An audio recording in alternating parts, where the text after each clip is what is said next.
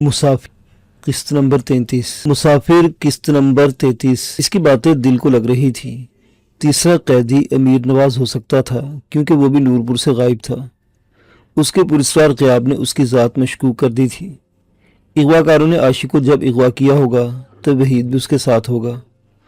उन्होंने वहीद को भी आशिक के साथ अगवा कर लिया होगा ताकि इनकी कार्रवाई का ऐनी शाहिद किसी को कुछ बता ना पाए। हैदर खान के पालतू गुंडे हद दर्जा जालिम, फितरत और सफाक थे। जिंदगी इज्जत और रहम इनके कुर्ब को छूकर भी नहीं गुजरा था। इलाके के अक्सर लोगों का ख्याल था कि हैदर खान के पास इश्तिहारियों और कातिलों का एक गिरोह है जो उसके हल्के से इशारे पर खून की नदियां बहाने से भी गुरेज नहीं करता। अगर हैदर खान उनकी सरपरस्ती न करे तो कानून के रखवाले उन्हें एक सांस भी सीने में उतारने का मौका न दे। इन इश्तिहारियों में से आज 4 दुनिया से कूच कर चुके थे। पंचकोलों की ताल पर नई और आरामदेह गाड़ी आज़िम सफ़र थी, जबकि मेरे जहन में खान की साल खुर्दा मगर महफूज और भयानक हवेली के मनाजिर जाग रहे थे। चारों मुर्दा नीलगू चेहरे, इनकी गर्दों में धसी हुई नीलून की सुख डोरी और सकूत और अंधेरे का ड्रोना राज। चश्मे तस्वुर में एक बहुत ही जिसीम और ताकतवर वजूद उभरा जिसने आन के आन में चारों शाहजोरों की जिंदगी से नाता काट दिया और 3 कैदियों को उठाकर चलता बना। क्या कोई शख्स इतना दिलेर हो सकता था? मुझे यकीन नहीं आ रहा था। यह भी मुमकिन था कि चारों पर टूट पड़ने वाला एक ही शख्स ना हो, बल्कि कोई मजबूत और इनसे भी ज्यादा सालिम फितरत गैंग हो। सरदार हैदर खान का कोई दुश्मन ये वार कर सकता था। इस सूरत में मेरी परवीन एक भेड़िए के चुंगल से निकलकर दूसरे के भयानक जबड़ों में जा फंसी थी। मैंने जब अपने इस खदशे को खाले पर शिकार किया तो वो बोला, यह बेईदस क्यास भी नहीं, मगर मेरा दिल नहीं मानता। मेरा दिल कहता है कि वो कोई एक ही शख्स था। दिल जला या कोई मन जला। रही बात 3 कैदियों को उठाकर ले जाने की, तो मुमकिन है तीनों अपने पैरों पर चलने के काबिल हों और इसके साथ रवाना हो गए हों। अचानक मेरी तवज्जो वहीद की जानिब मबजूल हुई। मैंने कहा, इसका क्या करना है? पिया ने हंसकर कहा, यह तुम्हारा केस है, जहाँ कहोगे वहीं फेंक कर मुल्तान चले जाएंगे। मैंने गाड़ी के बाहर कदे-आदम फैले हुए सरकंडों से उलझते हुए रात के आखिरी पैर को देखा, कुछ सोचा, फिर पूछा, हम इसे कहाँ उतार सकते हैं? चौक कुरैशी के आसपास। खालिद ने जल्दी से कहा, क्या हम इसे अपने साथ मुल्तान नहीं ले जा सकते? मैंने पूछा। मेरा कहने का मतलब है हम इससे बहुत कुछ पूछ सकते हैं। पिया ने कहा, नहीं शहरियार, ये सिर्फ यही बता सकता है कि उसकी बहन को किससे अगवा किया गया। हमें इस मंजर कशी की ज़रूरत नहीं है। तो फिर क्या चौक कुरैशी में उतार दें? बेहतर तो यही है मगर क्या? मेरा ख्याल है कि पिया सोच में पड़ गया। इसे साथ ले जाना बेहतर होगा, कहीं ये ना हो कि इसे फिर अगवा करा लिया जाए। मुझे एक झटका सा लगा। इसका अंदेशा बेमहल नहीं था। फिर कुछ सोच विचार के बाद तय पाया कि वहीद को अपने साथ मुल्तान ले जाना चाहिए। डेरा रोड पर चढ़ते ही गाड़ी का मीटर 100 का हिस्सा अबूर कर गया। चौक कुरैशी, बसीरा और मुजफ्फरगढ़ के बासी अभी गहरी नींद में थे जब हम गुजरकर दरिया चनाब के पुल पर पहुंचे। टूल प्लाजे और दरिया के दरमियान पुलिस ने नाका लगा रखा था। पिया ने गर्दन मोड़े बगैर तेज लहजे में कहा, शहरियार, ये तो तुम्हारा बेटा है और सख्त बीमार है। इसे हम डेरा गाजी खान से निश्तर अस्पताल में दाखिल कराने के लिए जा रहे हैं। हम बहुत जल्दी में हैं। ओके। मैंने तफहीमी अंदाज में सर हिलाया। इसी दौरान हमारी गाड़ी लाइन में रुक चुकी थी। हमसे आगे 4-5 कारें खड़ी थी। एक वैगन भी लाइन में लगी हुई थी। पिया बोला, यार ये तो बड़ी सख्त चेकिंग कर रहे हैं और कारों की डिग्गियां भी खोल कर देख रहे हैं। लगता है हमारे किसी भाई बंद ने कोई बड़ा हाथ मारा है कहीं पर। 20 मिनट के बाद हमारी बारी आई। दोनों जानिब से वर्दी पोशों ने गाड़ी को घेरे में ले लिया। पिया की तरफ आने वाले एहलकारों से नीचे उतरने का इशारा किया। इसने शीशा उतार कर नहायत संजीदगी से कहा, भाई हम इमरजेंसी में हैं, हमारा बच्चा बीमार है, इसे फौरी तौर पर निश्चित अस्पताल में पहुंचाना है। साथ ही उसने हमारी समत हाथ का इशारा किया। एहलकार ने अकबी दरवाजे की शीशे से झांक कर देखना चाहा, मगर उसे कुछ दिखाई न दिया। पिया ने फौरन लाइट ऑन की, शीशा उतारा और कहा, देख लीजिए, हम डेरा गाजी खान से आ रहे हैं, अपनी तसल्ली कर दीजिए और खुदारा हमें जल्द अज जल्द फारिग कर दीजिए। एहलकार को बेहोश बच्चा दिखाई दिया। बच्चे की बैंडेज भी नजर आई। बोला, ये तुम्हारा क्या लगता है? पिया ने कहा, ये मेरा कुछ नहीं लगता, ये सरदार अहमद बख्श खोसा का नवासा, मैं इसका ड्राइवर हूँ। सरदार अहमद बख्श खोसा डेरा गाजी खान का मारूफ सियासतदान था। जो ही उसका नाम कांस्टेबल के कानों में पड़ा, उसकी तमाम हिस्से यकायक बेदार होगी। बोला, ठीक है साईं, तुम जा सकते हो। साथ ही उसने अपने साथियों को मखसूस अंदाज में बैरियर हटाने का इशारा कर दिया। पिया ने दोनों शीशे चढ़ाए और तवील सांस लेकर बोला, नई और बड़ी गाड़ी का यही फायदा होता है, छोटे मोटे अफसर पर इसकी चमक का दबदबा पड़ जाता है। मैंने कहा, अगर वो सरदार से कन्फर्म कर लेता तो। हम इस वक्त चनाब के पुल के बस में पहुंच चुके थे। वो फलक शिगाफ कहकर लगाकर बोला, ये कांस्टेबल था, अगर SHO भी होता तो कन्फर्मेशन की जरूरत न करता। एक बात है, ये मुंडा हमारे काम आ गया, वरना उन्होंने तलाशी लिए बगैर हमें गुजरने नहीं देना था। ہمارے پاس گاڑی میں اتنا اسلحہ رکھ کر گھومنے کا کوئی جواز نہیں تھا، اس لیے فوراً دھر لیے جاتے۔ اس نے ٹھیک کہا تھا، ہمارے پاس جدید طرز کے اسلحے کا اچھا خاصا ذخیرہ موجود تھا۔ حیدر خان کی حویلی سے اٹھایا گیا اسلحہ میں نے دیکھا تو نہیں تھا، مگر میں جانتا تھا کہ اس کی نوعیت بہت خطرناک تھی۔ پیا جی نے عام نوعیت کے 12 بور رائفلوں اور سیمی آٹومیٹک گنوں کی طرف آنکھ بھر کر دیکھا بھی نہیں تھا۔ اگر ان گنوں کی اس کے نزدیک کوئی اہمیت ہوتی تو حویلی میں موجود گنوں کی تعداد اتنی زیادہ تھی کہ انہیں گاڑی میں رکھنے کی گنجائش بھی نہ نکل پاتی۔ ابھی رات کا اندھیرا ملتان کے در و دیوار سے لپٹا ہوا تھا جب ہم اپنی کوٹھی پر پہنچے۔ ظاہر شاہ نے چیک کرنے کے بعد گیٹ کھولا۔ پورچ میں گاڑی روکنے کے بعد پیا نے کہا، شہریار تم اس بچے کو اٹھا کر گیسٹ روم میں لے جاؤ، ہم مسئلہ سٹور کر کے چلے جائیں گے، میروش سے رابطہ کر کے اسے رپورٹ دے دینا۔ اوکے، میں نے کہا اوکے کہا اور گاڑی سے اتر کر بچے کو کھینچ کر کندھے پر ڈال لیا۔ خالہ میرے پیچھے پیچھے چلا آیا۔ گیسٹ ہاؤس کے مین لونج میں کرسی پر پراجمان گن مین میں سے میں نے میڈم اور میروشا کے بارے میں استفسار کیا تو اس نے لا علمی کا اظہار کیا۔ اپنے کمرے میں پہنچ کر میں نے وحید کو رسان سے بیڈ پر لٹا دیا اور خود صوفے پر گرنے کے انداز میں بیٹھ گیا۔ خالہ بیڈ پر بیٹھ کر وحید کو دیکھنے لگا۔ میں نے کہا، خالے اب کیا ہوگا؟ خالے کے پاس میرے سوال کا جواب نہیں تھا۔ اس نے چونک کر مجھے دیکھا، ایک نظر وحید پر ڈالی اور کہا، میں کیا کہہ سکتا ہوں یار، ایک کوشش ناکام ہو گئی، دوسری کوشش بھی ناکام ہو سکتی ہے، مگر اس کا مطلب یہ نہیں کہ ہم شکست تسلیم کر کے بیٹھ جائیں۔ وہ یقین ہے کہ ہم کسی بھی وقت پروین تک پہنچنے میں کامیاب ہو جائیں گے، اللہ ہماری مدد کرے گا۔ تھوڑی سی تاخیر نے میری بہن کو مجھ سے نہ جانے کتنا دور کر دیا تھا۔ اگر ہم گھنٹہ بھر پہلے پہنچ جاتے تو وہ ہمیں مل جاتی۔ مجھے افسردہ اور متاثر دیکھ کر خالے نے ہمدردی سے کہا، غم نہ کرو شہر خان، مجھے یقین ہے کہ پروین کے ساتھ امیر نواز ہے، وہ مر تو جائے گا مگر اس پر آنچ نہیں آنے دے گا۔ میں نے ٹھٹک کر اسے دیکھا، اس یقین کا پس منظر کوئی نہیں تھا۔ میں نے کہا، خالے یہ بھی تو ہو سکتا ہے سردار حیدر خان کی کسی دشمن نے یہ کارروائی کی ہو اور وہ بھی اسی قماش کا آدمی ہو۔ پھر خالے کے لبوں پر آزردہ سی مسکراہٹ تیر گئی، بولا، شہر تم پڑھ لکھ کر گنوا دیا، بھلے آدمی یہ کارروائی اکیلے آدمی کی ہے، اگر وہ بھی خان کی قبیل کا فرد تھا تو اسے لڑکیوں کے ساتھ ساتھ امیر نواز کو لے جانے کی کیا ضرورت تھی؟ جہاں 4 آدمی کو قتل کر چکا تھا وہاں ایک اور بھی قتل کر دیتا۔ وہ ہمارا خیر خواہ تھا یا نہیں؟ وہ اغوا ہونے والوں کا ہمدرد ضرور تھا۔ میں نے فون پر میرو شاہ سے رابطہ کرنے کی کوشش کی مگر کئی مرتبہ بیل بجنے کے بعد بھی فون اٹینڈ نہیں کیا گیا۔ وہ شاید سو رہا تھا۔ میرے پاس میڈم کا نمبر نہیں تھا، اگر ہوتا بھی تو میں اس سے اس وقت رابطہ کرنے کی ہمت نہیں رکھتا تھا۔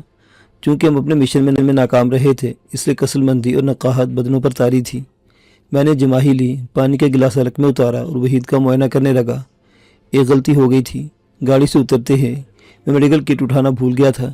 وحید کے لیے کسی بھی وقت اس کی ضرورت پڑ سکتی تھی۔ وحید کی نبض کی رفتار نارمل تھی، دھڑکن بھی ٹھیک تھی۔ وہ ٹیکوں کے گہرے اثر میں تھا، اس سے جگانا مناسب نہیں تھا۔ تبھی میں اس کے برابر لیٹ گیا۔ خالے نے بھی میری تقلید کی، تھکے تھکے انداز میں بولا، شہر خان کہیں ایسا نہ ہو کہ ہماری نیکی ہمارے گلے کا پھندا بن جائے۔ کیا مطلب؟ میں چونکا۔ اس کی آنکھ کھلے تو اسے پچھلے منظر بھول جائیں اور ہمارے چہرے یاد رہ جائیں، یہ ہمیں ان اغواکاروں کا ساتھی سمجھنے لگے۔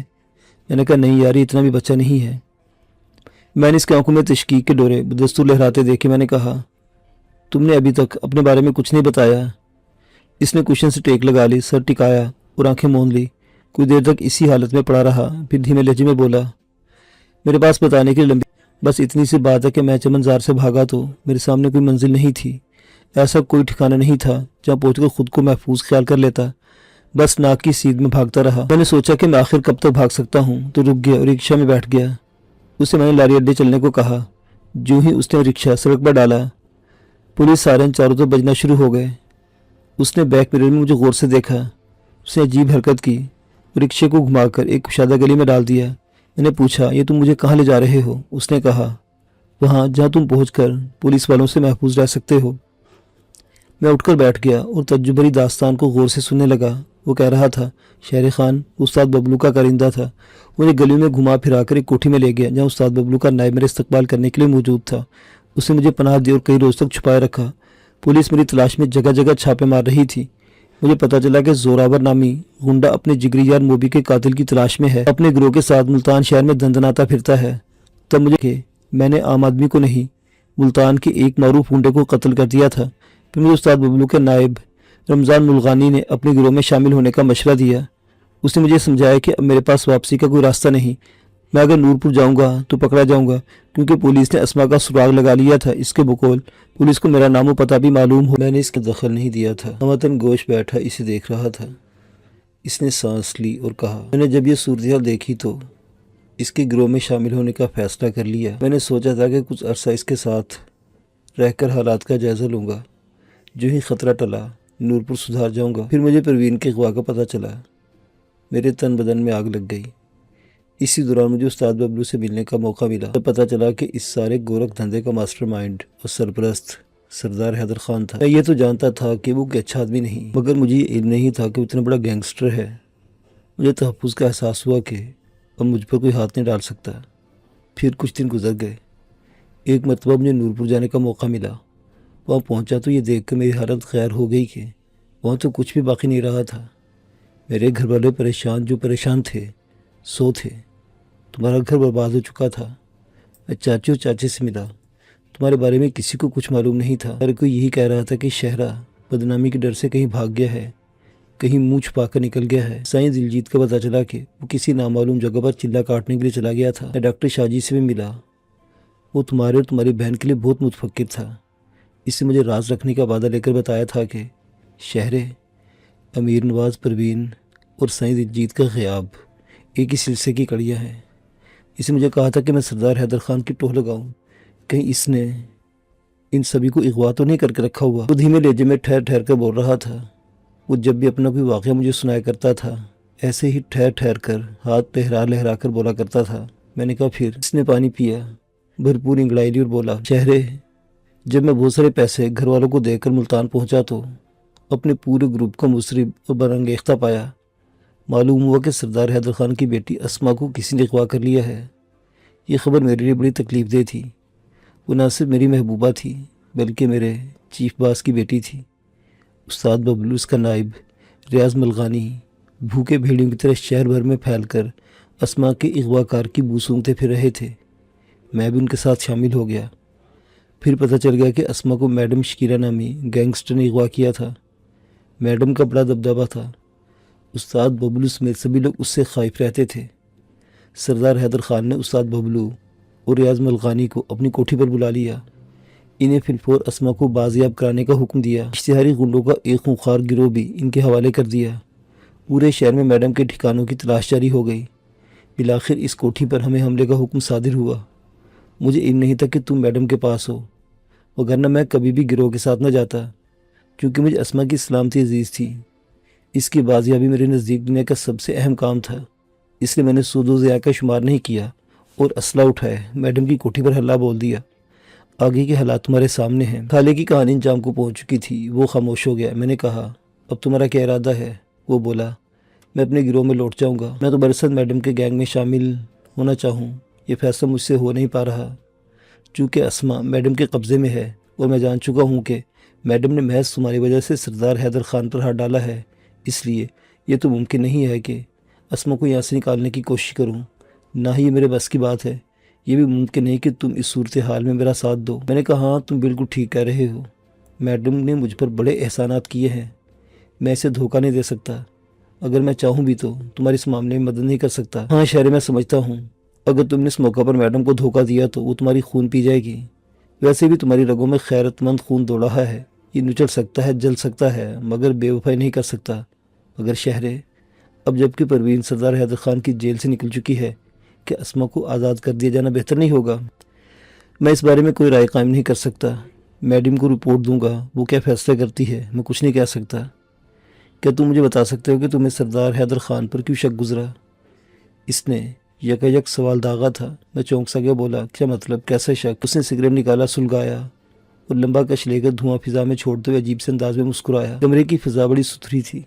سگریٹ کا تیز دھواں آنے واحد میں پورے کمرے میں پھیل گیا اور سانسوں پر ناگور بوجھ محسوس ہونے لگا۔ میں نے اٹھ کر ایگزاسٹ فین کا بٹن پش کر دیا۔ یہی کہ پروین کو اس نے اغوا کرایا ہے۔ اس نے براہ راست میری آنکھوں میں جھانکا۔ میں نے بعجلت آنکھیں موند لی۔ سائیں دلجیت میری آنکھوں کے سامنے گھوم گیا۔ میں نے سوچا، خالے کو سائی کے بارے میں بتاؤں یا نہ بتاؤں، کہ یہ مناسب رہے گا۔ پھر میں نے اپنے تئیں اس معاملے کو آئندہ کسی وقت پر موقوف کیا اور کہا، ہمارے علاقے میں اتنی بڑی حرکت کوئی اور نہیں کر سکتا تھا۔ یہ تو کوئی بات نہ ہوئی۔ سیدھی طرح بتاؤ، کیا تمہیں ڈاکٹر شاہ جی نے کہا تھا؟ میں نے نفی میں سر ہلایا۔ سردار بخت خان نے۔ میں نے پھر نفی میں سر ہلا دیا۔ وہ بولا، تو کیا میڈم نے؟ میں نے کہا، کوئی اور بات کرو یار، یہ فضول سا موضوع پکڑ بیٹھے ہو۔ وہ بولا، یہ فضول موضوع نہیں ہے، مگر خیر تم اس وقت کچھ بتانے کے موڈ میں نہیں ہو تو پھر یوں ہی صحیح یہ تو بتا دو کہ تمہاری میڈم کو تجھ میں کیا نظر آ گیا جو اتنا تعاون کر رہی ہے۔ میرے پاس اس کے سوال کا جواب بھی موجود نہیں تھا۔ میں نے کہا، خالے یہ تو میں بھی نہیں جانتا، میں عام سا آدمی ہوں۔ وہ اتنی امیر، بارسوخ اور خوبصورت ہے کہ مجھ جیسے کئی جوان خرید سکتی ہے۔ پتہ نہیں اسے مجھ میں ایسا کیا نظر آ گیا ہے جو آج تک مجھے یا تجھے بھی دکھائی نہیں دیا۔ وہ قدرے شرارت آمیز لہجے میں بولا، یار شہرے، اس میں تو کوئی شک نہیں کہ تم جیسا خوبصورت اور سڈول شخص لاکھوں میں ایک ہی ہو سکتا ہے۔ گوری رنگت، شفاف اور معصوم آنکھیں، چست اور متوازن جسم، مگر یہ ایسی خوبیاں نہیں جو میڈم جیسی عورت کو متاثر کریں۔ میں ہنسا، نہ تم میڈم جیسے ہو نہ میں، اس لیے ہم اس کی ترجیحات کو نہیں سمجھ سکتے۔ وہ مجھ پر مہربان ہے، میرے لیے یہی بڑی بات ہے۔ رہی بات خوبصورتی کی، تو کیا اسما تمہاری شکل کی خوبصورتی سے متاثر ہوئی تھی؟ وہ قدرے شرمسار ہو کر بولا، بڑے لوگوں کی بڑی باتیں ہماری سمجھ سے بالاتر ہوتی ہیں۔ میں نے گھڑی پر وقت دیکھا، رات ڈھل چکی تھی۔ خالے کو آرام کرنے کا مشورہ دیا، وحید کا بنظر غیر جائزہ لیا اور اپنی آنکھیں موند لی۔ چونکہ میڈم کی کوٹھی میں صبح خاصی دیر سے اترتی، اس لیے میں بآسانی 2-4 گھنٹے کی نیند حاصل کر سکتا تھا۔ میں نے سونا چاہا، یہ مگر میرے لیے سہل نہیں تھا۔ ذہن انگنت ہولناک اندیشوں اور واہموں کی اماجگاہ بنا ہوا تھا۔ میں ایک ایسی ہشت پہلوی کہانی کا مرکزی کردار بن کر رہ گیا تھا جس کا کہیں انت ہوتا دکھائی نہیں دیتا تھا۔ کہا جاتا کہ انسان زندگی کے ناگفتہ بہتر حالات میں بھی اپنی محبت کو ایک لمحے کے لیے فراموش نہیں کر سکتا، مگر میرے ساتھ حالات ایسا کھیل کھیلتے چلے آ رہے تھے کہ میں نے کبھی کسی پل بھول کر بھی غزالہ کو یاد نہیں کیا تھا۔ کجا وہ فراغت بھری زندگی کے ہر لمحہ اس کی طرف دھیان رہتا تھا، ہاتھ کے اس کی یاد بھی بھولے سے نہیں آتی تھی۔ میں پروین کی تلاش میں سے یکسر بیگانہ ہو گیا تھا۔ مجھے چاچا چراغ اور چچا بہنوں کی یاد نے بھی کسی پل نہیں ستایا تھا۔ مجھے ڈاکٹر شاہ جی کی یاد نے بے چین نہیں کیا تھا۔ ایک وقت تھا جب میں عاشی کی ایک جھلک دیکھنے کے لیے چوک وحشی تک کھینچا چلا جاتا تھا۔ ان دنوں مجھے اس کی شکل بھی بھول چکی تھی۔ اگر یاد تھا تو بس پروین کا چہرہ، جس سے میں دن بدن دور ہوتا چلا جا رہا تھا۔ مجھے اپنی ذات اس گھڑی خود غرض محسوس ہوئی۔ خالے کے خراٹے کمرے میں گونجنے لگے۔ وہ گہری نیند میں مستغرق ہو گیا تھا۔ میں کوشش کے باوجود سو نہیں پایا تو پہلو بدلا اور وحید کے گرد آلود بالوں میں انگلیاں پھیرنے لگا۔ وہ بہت معصوم صورت اور خوبرو بچہ تھا، مگر اس وقت اس کی حالت خاصی دیگرگو تھی۔ اس کی گردن و چھاتی پر ننے ننے کئی زخم تھے، ٹانگ بھی زخمی تھی۔ میں نے اس کی بینڈیج بڑے اچھے انداز میں کی تھی۔ شکر تھا کہ کسی بھی زخم کی سٹیچنگ نہیں کرنا پڑی تھی۔ میں نے اس کے گالوں پر ہاتھ پھیرا، جسم نے ازحد حدت پکڑ لی تھی۔ گردن پر چپکی ہوئی پٹیوں کو چھیڑا۔ شاید میں چاہتا تھا کہ وہ ہوش میں آ جائے۔ میرے چھیڑنے کا خاطر خواہ اثر ہوا۔ وہ ہلکا سا کسمک آیا۔ ایسے میں اس کے ہونٹ تھوڑے سے سکڑے، ننھی سی آہ خارج ہوئی، پھر وہ غیر متحرک ہو گیا۔ یہ یقین ہو گیا کہ اب وہ بے ہوش نہیں تھا، محض نیند اور انجیکشن کی وجہ سے غنودگی میں تھا۔ میں اٹھ کر بیٹھ گیا، اس کے پھٹے کپڑوں کا جائزہ لیا۔ یہ بھیڑیے کے نکیلے دانتوں کا کمال تھا۔ یہ بھی یاد تھا کہ اس کے جسم پر لگنے والے زخم بھی بھیڑیے کی کارستانی تھی۔ کوئی بھی زخم ایسا نہیں تھا جو انسانی ہاتھوں سے اس کے بدن پر لگا ہو، پھر اسے مردہ کیوں کا تصور کر لیا گیا۔ میں نے اس کی ٹانگ پر پٹی ہوئی پٹی کو چھوا۔ اس نے پھر ٹانگ کھینچ کر دوہری کر لی۔ وہ کسی پل جاگنے والا تھا۔ میں نے اپنا منہ اس کے کان کے قریب کر کے آواز دی، وحید، وحید جاگو۔ وہ بیدار نہیں ہوا تو ناچار مجھے اس کی ناک دبانا پڑی۔ سانسوں کے تسلسل میں رکاوٹ پیدا ہوئی تو اس کے بدن کو ایک جھٹکا لگا۔ میں نے ناک چھوڑ دی۔ اس نے چند لمبی لمبی سانسیں لی اور آنکھیں کھول دی۔ چند لمحوں تک پھٹی پڑی نظروں سے چھت کو گھورتا رہا، پھر ارد گرد دیکھنے لگا۔ ایسے مجھ پر نگاہ پریو ٹھہر گئی۔ مجھے پہچاننے کی کوشش کر رہا تھا۔ کئی لمحوں کے بعد اس کی آنکھوں میں شناسائی کی ہلکی سی لہر موزن ہوئی تو رفتہ رفتہ توانا ہو گئی۔ وہ نہایت دھیمے انداز میں بولا، باجی، امی، آپ۔ میں نے پھر اپنی جانب متوجہ کیا۔ وہ کچھ دیر تک پلکیں جھپکاتا رہا، پھر بے یقینی کے عالم میں بولا، بھائی جان آپ شہریار؟ میں نے کہا، ہاں وحید، میں شہریار ہوں۔ تجھے موت کے منہ سے نکال لایا ہوں، ہوش میں آؤ اور مجھے بتاؤ کہ تمہارے ساتھ کیا ہوا تھا۔ وہ کافی دیر تک خالی ذہنی کی کیفیت میں ساکت لیٹا رہا، پھر اس نے گردن اور چھاتی پر ہاتھ پھیرا، منہ سے سسکاری نکلی اور وہ ایک دم اٹھ کر بیٹھ گیا۔ عجیب سی نظروں سے اپنی ٹانگ پر بندھی ہوئی پٹیوں کو دیکھنے لگا، بولا، میں زندہ ہوں نا؟ وہ ابھی تک نارمل نہیں تھا۔ اسے پوری طرح سنبھلنے کے لیے کچھ وقت چاہیے تھا۔ میں نے اس کی دل جوئی کی، پیار کے یقین دلایا کہ وہ بالکل ٹھیک ہے۔ پھر اس کی یادداشت پوری طرح لوٹ آئی۔ وہ بولا، باجی کہاں ہے؟ میں نے کہا، میں یہ تو نہیں جانتا کہ وہ اس وقت کہاں ہے، مگر یہ جانتا ہوں کہ وہ جہاں بھی ہے خیریت سے ہے۔ نہیں بھائی جان، اس کی آواز مزید مدھم ہو گئی۔ وہ خیریت سے نہیں ہے، وہ لوگ اسے مار دیں گے، وہ بہت ظالم ہے۔ میں نے پچکارا پوچھا، تم کن لوگوں کی بات کر رہے ہو؟ وہ بولا، وہی جنہوں نے ہمیں باندھ کر کمرے میں رکھا ہوا تھا۔ وہ کون تھے؟ بھائی جان، وہ جواب دینے کے بجائے رونے لگا۔ اس کا ننھا سا بدن ہچکوں کے بل پر ننھے نے جھٹکے لینے لگا۔ میں نے خالے کی طرف دیکھا جو سوتے میں کروٹ بدل کر نئی ٹیون میں خراٹے لینے لگا تھا۔ میں نے وحید کو سینے سے لگا لیا اور اس کی پشت کو سہلانے لگا۔ وہ کئی منٹوں تک پھوٹ پھوٹ کر روتا رہا، پھر اچانک مجھ سے علیحدہ ہو کر ادھر ادھر دیکھ کر بولا، وہ بڑا کتا کہاں ہے؟ میں چونکا، بڑا کتا؟ اس کی آنکھیں پھرتے دہشت سے پھیلنے کو آگے جھرجھری لے کر بولا، وہی جس نے میری گردن پر، ساتھ ہی اس کے دونوں ہاتھ گردن سے چپک گئے۔ میں سمجھ گیا اس بھیڑیے کی بات کر رہا تھا جس کے پنجوں سے اسے ہم نے چھڑایا تھا۔ چونکہ بھیڑیے کی شکل بگیاڑی کتے کی سے ملتی جلتی ہے، جس نے زندگی میں پہلی مرتبہ کسی بھیڑیے کو دیکھا ہوگا، اس لیے اسے کتا سمجھنے کی غلطی کر بیٹھا ہوگا۔ میں نے اسے دلاسا دیا کہ اس کتے کو میں نے مار بھگایا ہے اور وہ یہاں نہیں آئے گا۔ میں نے اس پر کچھ وقت صرف کیا۔ وہ جب سنبھل گیا، اسے قید سے نکلنے کا یقین ہو گیا، تو اس نے مجھے کچھ یوں اپنی رویداد سنائی۔ اس کا باپ سجاول عشرت عاشی کی شادی اپنے خاندان میں کرنا چاہتا تھا۔ عاشی کی ماں کی تمام تر کوششوں کے باوجود اس کے دل سے اپنے خاندان کی حد سے بڑی محبت محو نہیں ہوئی تھی۔ عاشی اپنی کسی کزن سے شادی نہیں کرنا چاہتی تھی کیونکہ حقیقت میں کوئی اس کے ہم پلہ نہیں تھا۔ وہ پڑھی لکھی اور نفیس مزاج کی لڑکی تھی، جبکہ اس کے باپ کے خاندان میں تعلیم کا رواج نہ ہونے کے برابر تھا۔ سبھی کاشتکاری کے شعبے سے تعلق رکھتے تھے۔ عاشی کی ماں چاہتی تھی کہ اس کی شادی کسی پڑھے لکھے خاندان میں ہو۔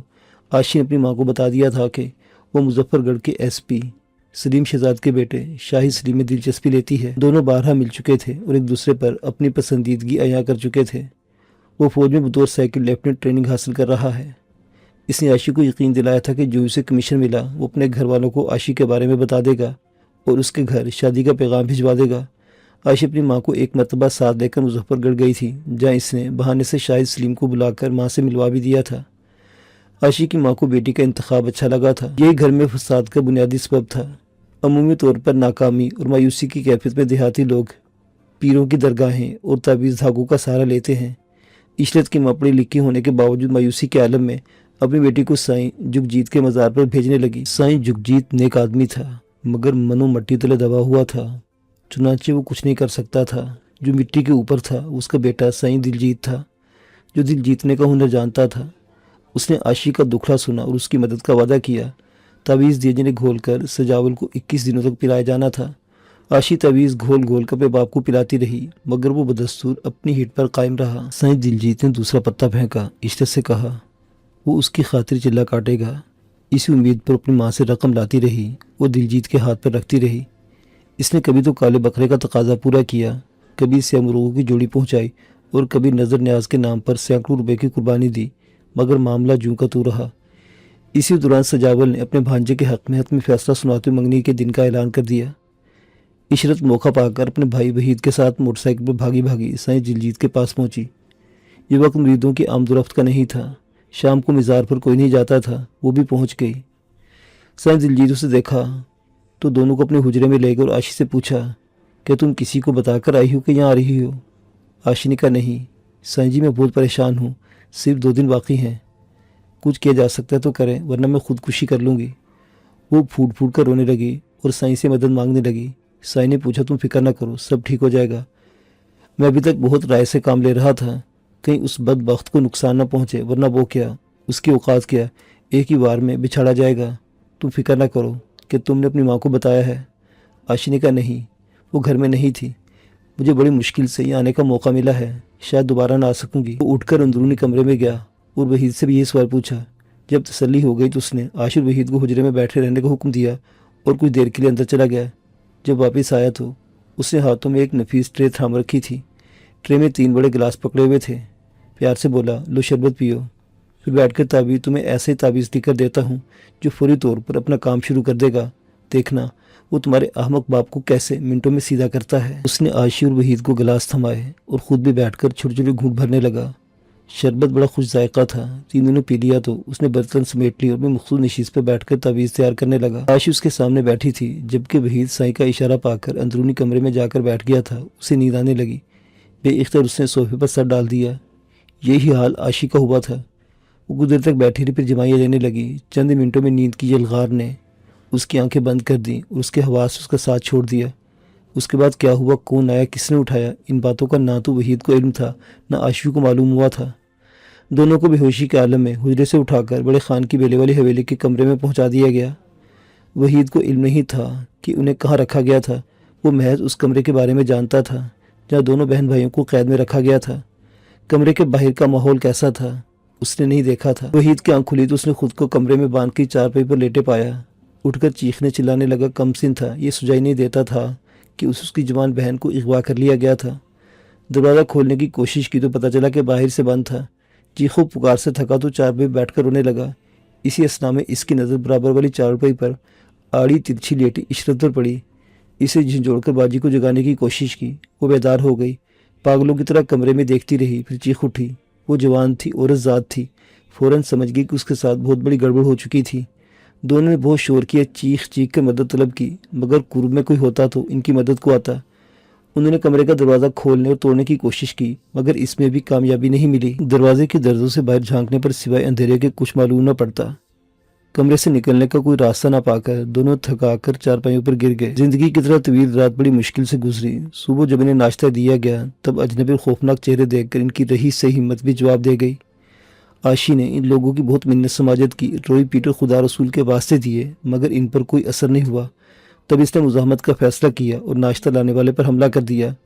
ناخنوں اور دانتوں سے اسے اچھا خاصا زخمی کر دیا، جس کا نتیجہ نکلا کہ اس کے بلانے پر اس کے دو ساتھی کمرے میں آ گئے، جنہوں نے دونوں کو چارپائیوں پر نیلون کی رسیوں سے باندھ دیا۔ انہوں نے پھر یہ معمول بنا لیا تھا کہ رفع حاجت اور کھانے پینے کے اوقات میں ان کے ہاتھ پاؤں کھول دیتے، پھر باندھ کر باہر سے کنڈی لگا کر چلے جاتے۔ 2 راتیں ایسے ہی گزر گئی۔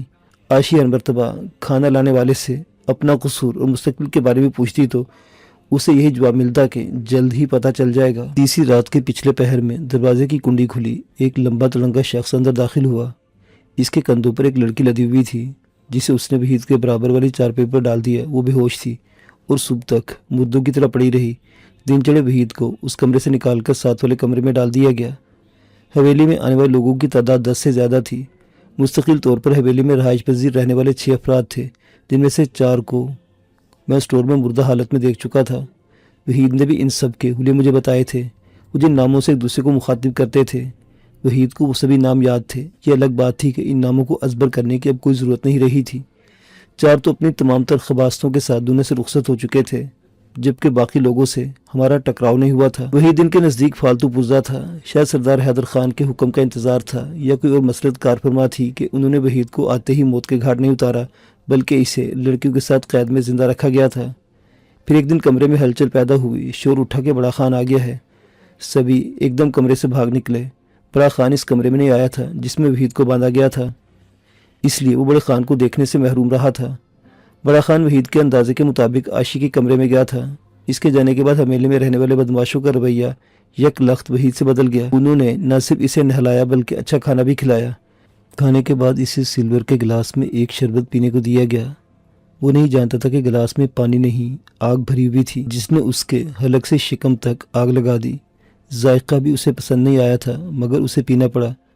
کچھ دیر میں شراب نے اپنا اثر دکھانا شروع کر دیا اور وحید خود کو فضا میں اڑتا محسوس کرنے لگا۔ ایسے حالات میں سے زندگی میں کبھی نہیں گزرا تھا۔ ماں باپ نے ہمیشہ پیروں تلے اپنی ہتھیلیاں رکھی تھی اور زمانے کے سرد و گرم سے محفوظ رکھا تھا۔ تبھی نہیں سمجھ پایا کہ اس کے ساتھ کیا ہونے والا ہے۔ وحید کی اس کہانی کے پیش نظر مجھے یقین تھا کہ بڑے خان نے اسے مار کر پھینک دینے کا حکم صادر کر دیا تھا۔ تبھی اس کے کارندوں کی ہوس کے گھوڑے اچانک بے لگام ہو گئے تھے۔ جب ایک وجود کو ہمیشہ کے لیے صفحہ ہستی سے مٹا دینا تھا تو پھر اسے کچھ عرصہ صفری آتش کدہ دہکا رکھنے میں حرجی کیا تھا۔ آنے والے کئی دنوں تک چاروں نے اس کی خوبصورتی کو اس کی بدقسمتی بنا کر اپنی بھوک غیر فطری انداز میں مٹائی اور انسانیت کی دھچیاں کسی خوف و اندیشے کے بغیر اڑائی۔ وہ پینا نہیں چاہتا تھا، کھلونا بن کر چارپائیاں بدلنا نہیں چاہتا تھا، مگر برسوں عورت کے سائے تک کو ترسنے والے بھیڑیے اس کی ایک نہیں سنتے تھے۔ وہ نہیں جانتا تھا کہ اس کا انجام کیا ہونے والا تھا۔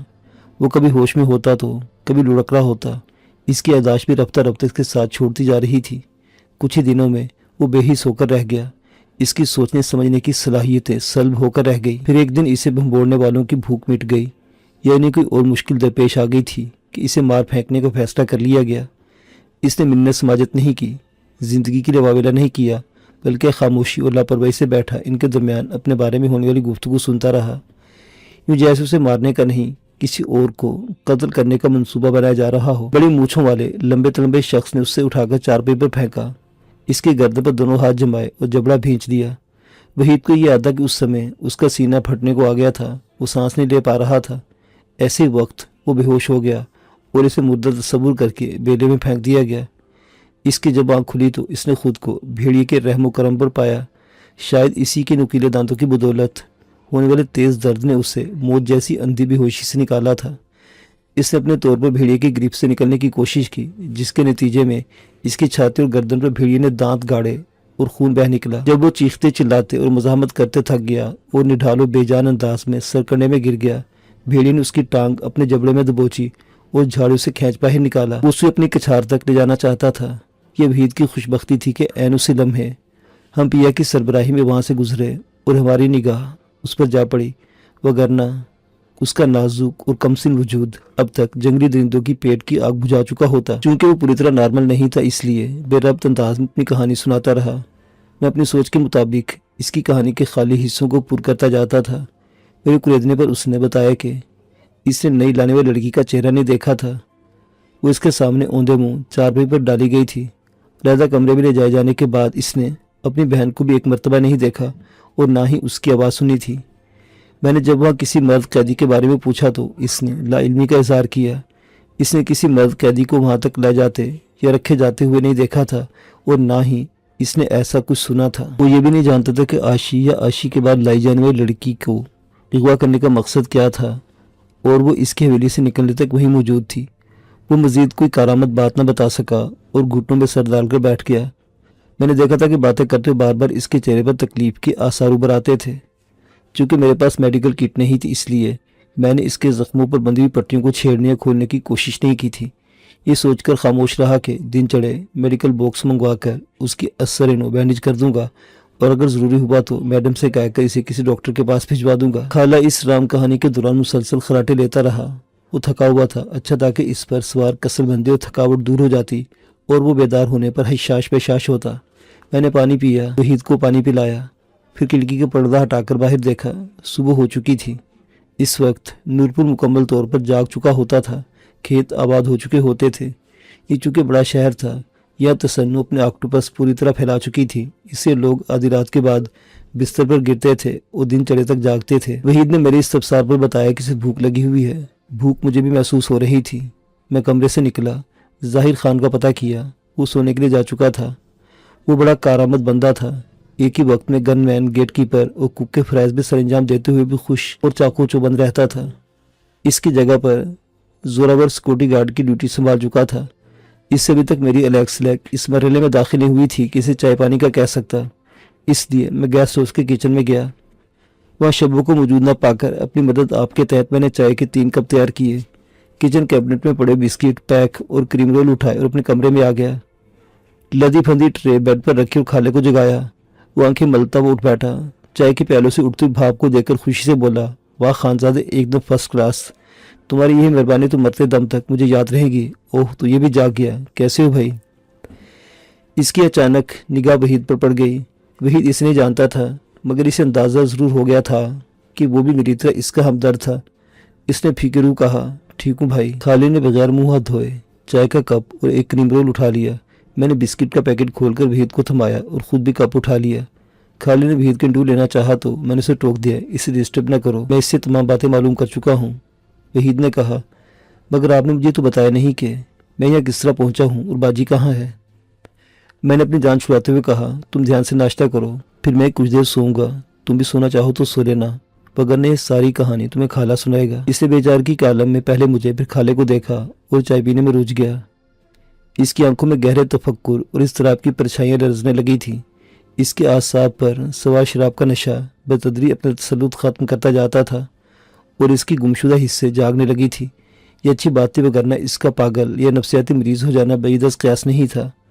وہ بدقت تمام بسکٹ نگل رہا تھا، حلق سے گزارتے اسے شدید نوعیت کا درد کا سامنا کرنا پڑتا تھا، मगर मेरे हुक्म पर सरे तस्लीम खम करते हुए जैसे तैसे बिस्किटों को निगल रहा था। डॉक्टर शाहजी की सोबत ने मुझे आधा डॉक्टर बना दिया था। मैं जानता था कि अभी काफ़ी देर तक इसके जिस्म में ईंठन होती रहेगी, इसका खून शराब तलब करता रहेगा और दम बदम इसकी रगों में कशीदगी और इस तरह की लहरें दौड़ाता रहेगा।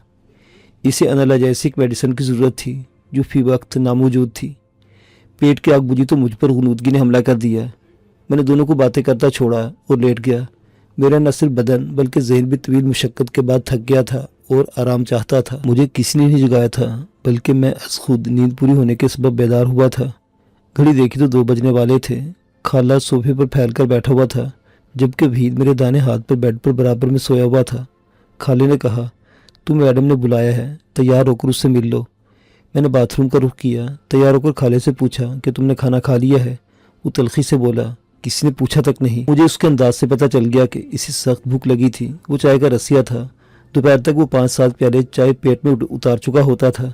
मैंने मुस्कुराकर कहा, अच्छा मैं मैडम से मिल लूँ, फिर खाने का बंदोबस्त करता हूँ। तो मुझे कमरे से निकलता हुआ देखकर जल्दी से बोला, खाना तो आता रहेगा भले आदमी, चाय का कुछ करो वरना मेरा सर धमाके के साथ फट जाएगा। मैं मुस्कुराकर कमरे से निकल आया।